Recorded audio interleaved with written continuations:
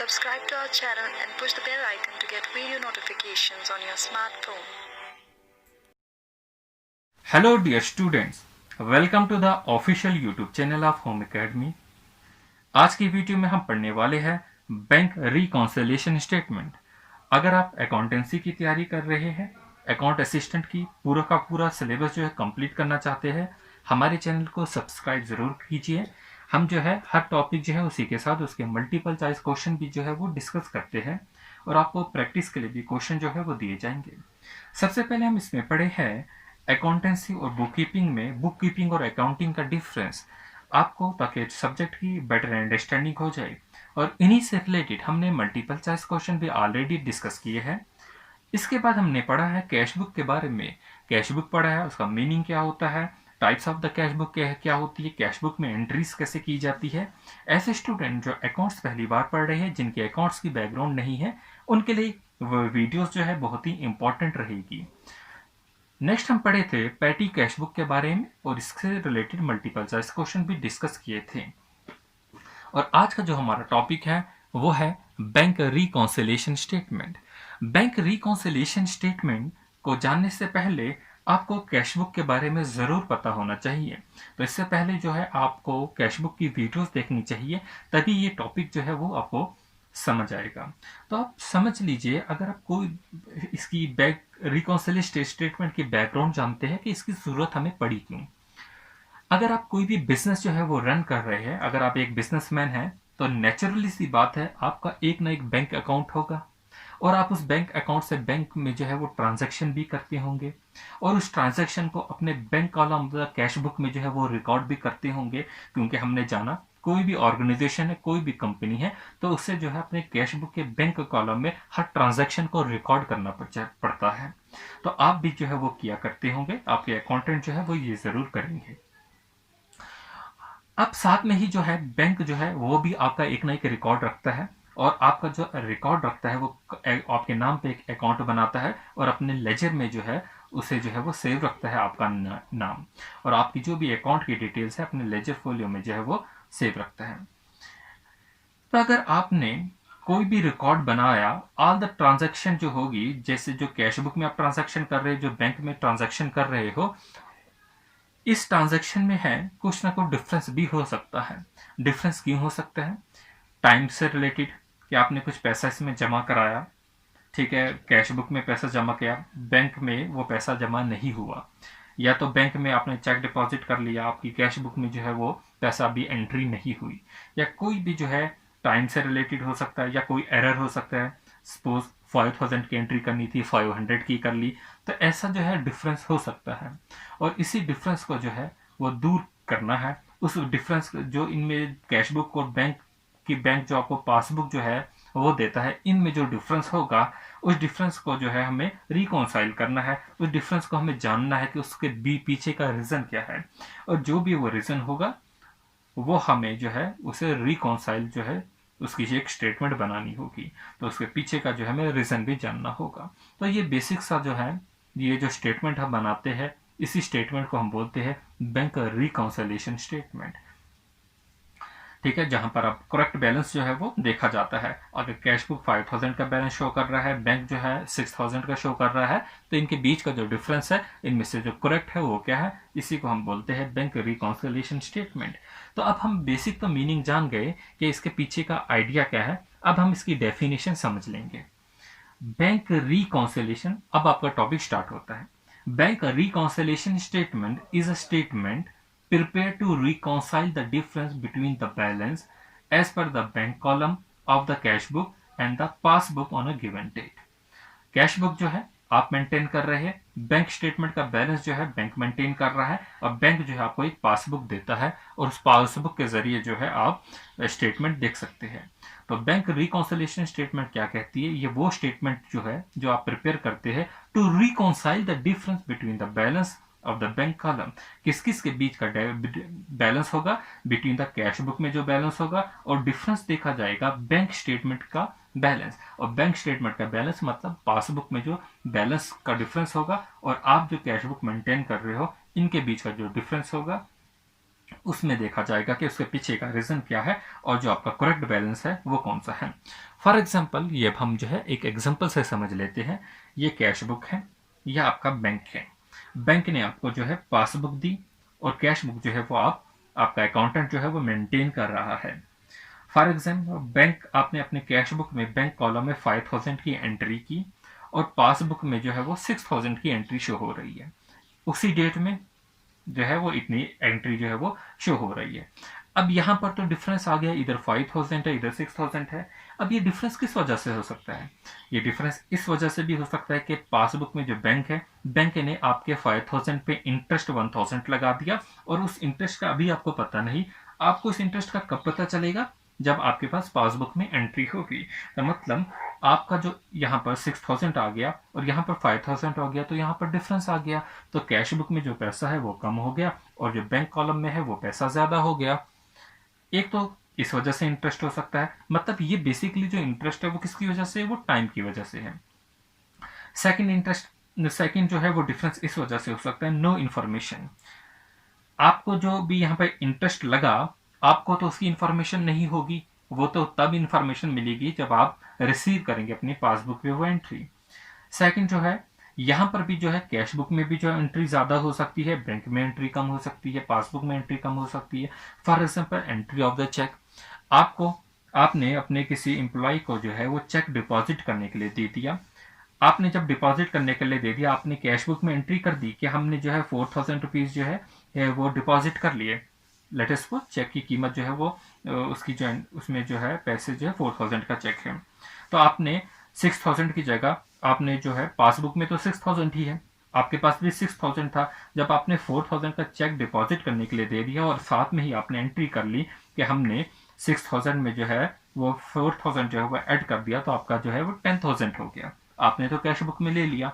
लेकिन अगर आपका एम्प्लॉय जो है वो फॉरगेट कर लेता है, डिपॉजिट चेक करना उसको भूल जाता है, तो पासबुक में तो कितना शो करेगा 6000, तो यहाँ पर भी डिफरेंस आ गया। सेकंड बात, टाइम से भी डिफरेंस हो सकता है कि जैसे ही आपने एंट्री कर दी यहाँ पर उसी वक्त तो आपके 10000 नहीं हो जाएंगे। चेक को भी प्रोसीडिंग में कुछ टाइम लगता है, मे बी 5 दिन लगे 6 दिन लगे, तो वो बाद में बैलेंस आपके पास आएगा। लेकिन इस टाइम में जो अभी तक डिफरेंस आया कैश बुक में और जो पासबुक की स्टेटमेंट में जो डिफरेंस आया, इसे तो रिकॉन्साइल करना है और हमें करेक्ट बैलेंस जानना है कि हमारे पास जो बैलेंस है एक्चुअली में वो क्या बैलेंस है। आप एटीएम से जो है पासबुक एटीएम से अपने बैंक अकाउंट से कुछ विड्रॉ करते हैं, तो उसी वक्त जो है आपको पता नहीं चलता हमारे पास पैसे कितने हैं अगर आपके पास मैसेज ना आए। पासबुक में तो एंट्री पुरानी ही शो करेगी जब तक आप उसकी एंट्री पासबुक में दोबारा ना कराएं। तो अब ये है बेसिकली जो है बैंक रिकॉन्सिलेशन स्टेटमेंट। अब इसके लिए कुछ important point, it is prepared periodically। तो यहाँ पर आपका पहला मल्टीपल चॉइस क्वेश्चन जो है वो क्लियर हो गया होगा। ये जो है क्वेश्चन अभी हम देखेंगे भी, वहां से आप समझ जाएंगे। इट इज प्रिपेयर्ड periodically, इसे मंथली नहीं बनाया जाता, ईयरली नहीं बनाया जाता, 6 मंथ के बाद नहीं बनाया जाता, बल्कि पीरियोडिकली जो है इसे मेंटेन किया जाता है। Second, the objective of preparing such a statement is to know the cause or difference। तो अगर आपके पास पूछा जाएगा बैंक रिकॉन्सिलेशन स्टेटमेंट जो है बनाने का मेन ऑब्जेक्टिव क्या है, हमारा वो मेन ऑब्जेक्टिव जो है वो ये है टू नो द कॉज और difference between the two balances. जो दोनों बैलेंस है, कैश बुक का बैलेंस और पासबुक का बैलेंस है, इनके बीच का जो है वो डिफरेंस हमें फाइंड आउट करना है कि उसके पीछे का जो है वो रीजन क्या है, and to reconcile this differences. और हमें यहां से मालूम करना है कि हमारा करेक्ट बैलेंस क्या है। दोनों में तो पैसे अलग अलग शो कर रहे हैं, बट हमारा एक्चुअल बैलेंस क्या है वो हमें जो है वो यहां से जो है वो फाइंड आउट करना है। अब बैंक रिकॉन्सिलेशन स्टेटमेंट का आई होप आप मीनिंग जान चुके हैं, आप इसकी नीड जान चुके हैं। बट अब हम वही डिफरेंस देखेंगे कि वो पॉपुलर डिफरेंस जो होते हैं, कॉमन डिफरेंस जो है वो कौन कौन से डिफरेंस है, मतलब काज और differences between the cash book and bank column. अब इनके बीच में जो है वो डिफरेंसेस कौन कौन से होते हैं।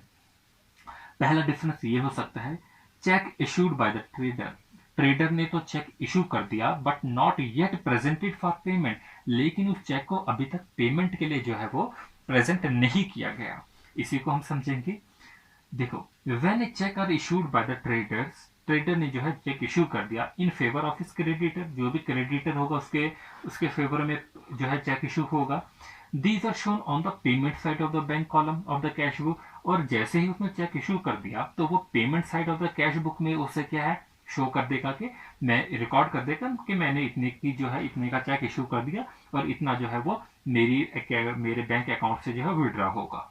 ठीक है। It reduces the balance as per the cash book. तो कैश बुक के मुताबिक जो ये बैलेंस होगा वो तो रिड्यूस हो गया, वो तो कम हो गया, क्योंकि इसमें से उसने लेटेस्ट 4,000 का चेक दे दिया। तो कैश बुक वाले ने, अकाउंटेंट ने ये मान लिया कि हमने जो चेक इशू किया कि उसमें से पैसे हमारे कैश बुक में से इतने कम हो गए, इतने जो वो पैसे होंगे वो कम हो गएंगे। The bank will debit the firm's account when these cheque are presented for payment. लेकिन बैंक जो है तभी वो डेबिट करेगा पैसा उसमें से जब वो अकाउंट जो वो भी चेक होगा वो उस तक पहुंचेगा पेमेंट के लिए। ठीक है। There is a time period between the issue of cheque and is being presented in the bank for payment. लेकिन इसके बीच में भी एक टाइम पीरियड होगा कि चेक कब इशू हो गया और पेमेंट कब होगी, इसके बीच में भी जो टाइम पीरियड हो गया। मतलब यहां पर जो है कुछ ना कुछ डिफरेंस आया। तो दिस में cause difference to the balance of the cash book and the passbook. तो ये जो टाइम बीइंग के लिए यहाँ पर जो है डिफरेंस आया, बेसिकली जो डिफरेंस है किस वजह से, टाइम की वजह से डिफरेंस है कि चेक दिया और अभी तक वो पेमेंट नहीं हुई, वो पेमेंट जो होगी कुछ टाइम के बाद होगी। तो यहाँ पर जो है वो दोनों बुक्स में जो है वो डिफरेंस होगा, कैश बुक में भी और पेमेंट बुक में भी। अब पॉइंट नंबर 2 जानेंगे। Just have a look on the point number 2। Cheque deposit into the bank but yet collected or credited by the bank। Cheque तो डिपॉजिट कर लिया बैंक में, जो है हमने चेक को तो डिपॉजिट कर लिया, बट येट कलेक्टेड और क्रेडिटेड बाय द बैंक। अब जैसे आप चेक को डिपॉजिट करते हैं उसी वक्त जो है एंट्री नहीं होती। फॉर एग्जांपल मैंने 4,000 का चेक जो है वो डिपॉजिट कर लिया, तो जैसे ही डिपॉजिट कर लिया तो हम कैश बुक में क्या लिख लेंगे कि कैश बुक में कि हमने इतना पेमेंट जो है वो रिसीव कर लिया। मतलब हम अपने कैश बुक का जो पैसा होगा उसे हम इंक्रीज कर लेंगे। तो क्या समझेंगे, when cheques are deposited into the bank the firm immediately enters it into the debit side of the bank column of the cash book. तो हम डेबिट साइड में अपना पैसा तो बढ़ा लेंगे कि हमने इतना पैसा रिसीव कर लिया। मतलब it increases the bank balance as per the cash book. Cash book के मुताबिक के बैंक बैलेंस जो होगा वो हमारा इंक्रीज हो जाएगा। But however it takes time. लेकिन अभी भी ये वक्त लेगा collecting the amount of the cheque, कि जो भी अमाउंट था चेक का वो कब आपके पास आएगा, ये टाइम लेगा। So the bank balance does not increase on the same date. Bank balance जो होगा वो सेम डेट में इंक्रीज नहीं होगा, लेकिन आप कैश बुक में जो है वो एंट्री कर देंगे कि वो इंक्रीज हो गया। So this may cause the difference between the cash book and the passbook balance. तो यहां पर भी डिफरेंस होगा किसमें, कैश बुक के और bank column of the cash book में, दोनों में डिफरेंस होगा। तो ये डिफरेंस भी बेसिकली किस वजह से है, ये भी जो है वो टाइम की वजह से है। So point number 3, amount directly deposited by the customer in the bank account. अब ये तो बात है कि चेक से भी पेमेंट हम लेते हैं, लेकिन अगर कोई डिपॉजिट करना चाहता है डायरेक्टली अमाउंट तो हम उससे भी पेमेंट ले लेते हैं। अगर कोई भी कस्टमर कंपनी के अकाउंट में जो है वो डिपॉजिट करना चाहता है पेमेंट, तो उसमें भी कोई इशू नहीं। तो यहाँ पर भी जो है वो डिफरेंस होगा। कैसे होगा, देखिए, when the customer of the businessman had been given the authority to deposit the amount due from them in the firm's account with the bank, so as a result the bank credits the firm's account with the amount deposited in the same amount is not recorded in the cash book। तो bank में तो पैसा बढ़ जाएगा, तो bank में होगा customer में ने पैसा डाल दिया तो बैंक में पैसा बढ़ जाएगा, लेकिन जो हमारी कैश बुक होगी उसमें पैसा अभी भी जो होगा उतना ही रहेगा, मतलब उसमें कम शो होगा। बैंक की पासबुक में पैसा ज्यादा शो होगा और यहाँ पर कैश बुक में जो होगा वो पैसा कम शो होगा।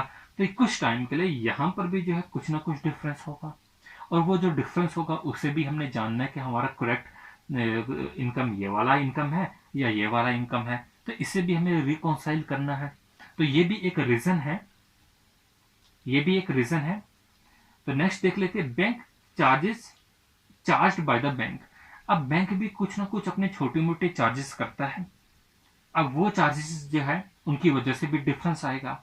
जैसे कि चार्जेस कौन कौन से हैं, अब बैंक जो भी हमें सर्विसेज प्रोवाइड कर रहा है बैंक चार्जेस इसमें क्या आता है, फीस और commission from time to time for various services provided to the customer and debit the customer's account without intimation.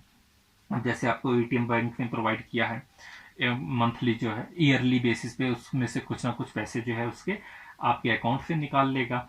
अब आपको इंटीमेट नहीं करता है कि हमने ये पैसा आपके अकाउंट से निकाल लिया, तो मतलब आपकी जो कैश बुक में पैसा शो हो रहा होगा और पासबुक में जो शो हो रहा होगा, तो वहां से फिर से डिफरेंस आ जाएगा। पासबुक में जो है कुछ पैसा जब बैंक ने डिडक्ट कर लिया, तो आपकी पासबुक में पैसा जो है वो कम शो हो जाए, कम होगा, लेकिन कैश बुक में अभी भी उतना ही पैसा जो है वो शो हो रहा होगा, तो आपको ये पेमेंट भी रिकॉर्ड करनी पड़ेगी। इस टाइम के लिए भी कुछ ना कुछ डिफरेंस आ गया, और वो डिफरेंस जो होगा वो भी हमें देखना है, उसका रीजन क्या होगा, तो ये भी एक रीजन होता है। तो नेक्स्ट है interest. Interest and dividend received by the bank on behalf of the customer. देखिए, द इंटरेस्ट ऑन डिबेंचर्स और dividend on share held by the account holder is directly deposited by the company in the bank account of the customer through electronic clearing system। तो यहाँ पर भी जो है कुछ ना कुछ डिफरेंस आएगा। Interest and dividend receive by the bank on behalf of the customer, तो ये डिफरेंसेस जो है ये भी जो है यहाँ पर बैंक कॉलम जो है कैश बुक का और पासबुक का जो कॉलम है उन दोनों में जो है डिफरेंस शो करेंगे। नेक्स्ट इंपॉर्टेंट पॉइंट है, डिफरेंस इस वजह से भी आ सकता है, direct payment made by the bank on behalf of the customer. अब देख लीजिए, अगर आप कोई भी बिजनेस रन कर रहे हैं तो आप जो है पहले ही इंटीमेट या इंस्ट्रक्शन कर सकते हैं अपने बैंकर को कि जो भी हमारे टेलीफोन बिल्स है, हमारे जो है बाकी और कुछ खर्चे जैसे कि इलेक्ट्रिसिटी बिल है, टेलीफोन बिल है, रेंट है, इंश्योरेंस है, प्रीमियम है या टैक्सेस है, ये आप हमारे अकाउंट में से डिडक्ट कर लेना मंथली बेसिस पे या ईयरली बेसिस पे जो भी है। तो आप पहले ही जब इंस्ट्रक्शन देंगे, अब आपको कैसे पता चलेगा उन्होंने क्या क्या डिटेक्ट किया, जब आपकी एक स्टेटमेंट आएगी, मिनी स्टेटमेंट या जो भी आपकी बैंक से स्टेटमेंट आएगी, तो आपको पता चलेगा इलेक्ट्रिसिटी के लिए इतना, टेलीफोन बिल के लिए इतना, इंश्योरेंस का प्रीमियम इतना, टैक्सेस जो है वो इतने। तो ये सारी चीजें जो है आपको बाद में पता चलेगी। तो मतलब bank column of the cash book जो है उसमें जो है पैसा आपका जो है वो कम हो जाएगा, नहीं सॉरी, उसमें पैसा भी ज्यादा ही शो होगा, लेकिन जो पासबुक का बैलेंस है वो कम हो जाएगा, क्योंकि बैंक को तो ये पहले से पता है कि हमने इतना डिडक्ट कर लिया, वो उसी वक्त अपनी पासबुक की जो स्टेटमेंट है आपके अकाउंट से उतना डिडक्ट कर लेंगे। लेकिन अभी आपको पता नहीं कि उन्होंने कितना डिडक्ट किया, और ये जो टाइम होगा, इनके बीच का जो टाइम होगा, यहां पर भी डिफरेंस होगा। तो नेक्स्ट हम देख लेंगे dishonour of the cheque deposited with the bank. देखिए, इफ हिम में receive a number of cheques from his customer, कोई भी कंपनी अगर आप चला रहे हैं, कोई भी बिजनेस, तो आप बहुत से चेक्स जो है वो रिसीव करेंगे अपने कस्टमर से। Some of the cheque deposited by the firm with the bank may be dishonoured, और कुछ चेक ऐसे भी हो सकते हैं जो डिसऑनर्ड चेक होंगे, और जो हम पहले भी पढ़ चुके हैं इसमें डबल एंट्री में कि इसकी एंट्री कैसे की जाती है डिसऑनर्ड चेक की। ठीक है, तो but the firm record the same when it receive the information from the bank. यहाँ पर जो भी डिसऑनर चेक होंगे, आपने चेक चाहे कंपनी की तरफ से किसी को दिया या रिसीव किया, सो अगर चेक जो होता है वो डिसऑनर हो जाता है, तो यहाँ पे भी डिफरेंस होगा कैश बुक में और पासबुक के अमाउंट में। नेक्स्ट डिफरेंस हो सकता है errors committed in recording the transaction bye the firm. अगर कैश बुक में आपने कुछ एंट्री करनी है, लेट अस सपोज 10,000 की करनी है, आप गलती से जो है 10,000 की जगह 1,000 कर लेते हैं, तो जो एरर्स होता है इनकी वजह से भी डिफरेंस होगा। और अगर यही गलती जो है ट्रांजैक्शन बैंक जो है वो कर लेता है, तो भी डिफरेंस होगा। तो बैंक में भी जो है वो एरर हो सकते हैं उनके ट्रांजैक्शन से भी, और फिर्म की ट्रांजैक्शन से भी एरर हो सकते हैं। As a result bank column था कैश बुक में और जो पासबुक में है डिफरेंस हो सकता है अमाउंट का। अब इन्हीं से रिलेटेड मल्टीपल चॉइस क्वेश्चन जो हम डिस्कस करेंगे, तो पहला क्वेश्चन आपके पास है, bank reconciliation statement is a, option A ledger account, option B a part of the cash book, option C a statement separately prepared to find out the cause of difference between the bank column of the cash book and the passbook। तो उम्मीद है आप में से हर कोई इसका सही जवाब देगा कि ऑप्शन नंबर जो है वो क्या करेक्ट होगा, ऑप्शन नंबर सी करेक्ट होगा, जो कि हम अभी तक समझ चुके हैं। क्वेश्चन नंबर 2 को डिस्कस करते हैं। which of the following is a correct statement related to the bank reconciliation statement? Bank reconciliation statement से हमें 4 ऑप्शन दिए गए हैं और हमें देखना है which are the following is a correct statement. It is prepared after every month. नहीं, हम पढ़ चुके हैं. It is not prepared after every month. It is not even prepared after 6 months and even not prepared at the end of the year, but it is prepared periodically. इसे हम prepare करते हैं periodically. Question number 3 को discuss करेंगे तो आपका correct option इसमें 2 का डी होगा. What is deposit in transit in bank reconciliation? तो एक टर्म आती है deposit in transit in bank reconciliation. इसका मतलब होता है डिपॉजिट इन ट्रांजिट का added to the bank balance. क्या मीनिंग होता है added to the bank balance? Deposit का मीनिंग ही होता है कि ऐड करना, तो सब्ट्रैक्ट का ऑप्शन नहीं होगा. सब्ट्रैक्ट का ऑप्शन नहीं होगा. बैंक है डिपॉजिट इन ट्रांजिशन, तो ये होता है कि बैंक बैलेंस में जो है वो डिपॉजिट करना. कैश बुक की बैलेंस में नहीं, बल्कि किस में, बैंक के बैलेंस में डिपॉजिट करना, उसे हम बोलते हैं deposit in transit. Second question number 4 है. 4 में भी 4 ऑप्शन दिए गए हैं. करेक्ट ऑप्शन हमें चूज करना है. Bank reconciliation description is composed of. Bank reconciliation differences is composed of. क्या ये बैंक अकाउंट से, बिजनेस अकाउंट से, बिजनेस मैनेजर या कंट्रोलर ऑफ द बैंक? तो बैंक रिकॉन्सिलेशन जो डिस्क्रिप्शन होता है वो बिजनेस अकाउंट से रिलेटेड होता है. It is composed of the business accountant. तो बिजनेस अकाउंटेंट ही इसे जो है वो बनाता है. बैंक का अकाउंटेंट नहीं बनाता इसे, बिजनेस मैनेजर नहीं बनाता, तो बनाता कौन है रिकॉन्सिलेशन स्टेटमेंट? Business accountant. आज का आखिरी क्वेश्चन है. In cash book the favourable balance indicate. Cash book में जो है हम 2 टर्म्स आती है, फेवरेबल बैलेंस और इनफेवरेबल बैलेंस, जो कि अभी तक हम नहीं पढ़े हैं. तो इसके लिए बस आपको ये मल्टीपल चॉइस क्वेश्चन याद कर लेना है. इसी से यही पूछा जाएगा, इससे ज्यादा नहीं. देखो, बिफोर प्रिपेयरिंग का bank reconciliation statement, first we would check whether the balance is positive और नेगेटिव. हम ये चेक करते हैं बैलेंस जो होगा वो पॉजिटिव होता है वो या वो नेगेटिव होता है. तो फेवरेबल बैलेंस क्या होता है, ये जो आपके पास दी गई है टर्म फेवरेबल बैलेंस, इसमें भी 2 पॉसिबिलिटी होती है. एक debit balance as per the cash book और एक credit balance as per the passbook. जो डेबिट बैलेंस होता है it is as per the cash book. किसकी बेसिस पे? As per the cash book. और यहीं पर हम क्रेडिट बैलेंस शो करते हैं as per the passbook. As per the passbook. Debit balance as per the cash book is given and the balance as per the passbook भी is ascertain. तो उसका हम पता लगाते हैं, जो भी बैलेंस होता है किसका, पासबुक का.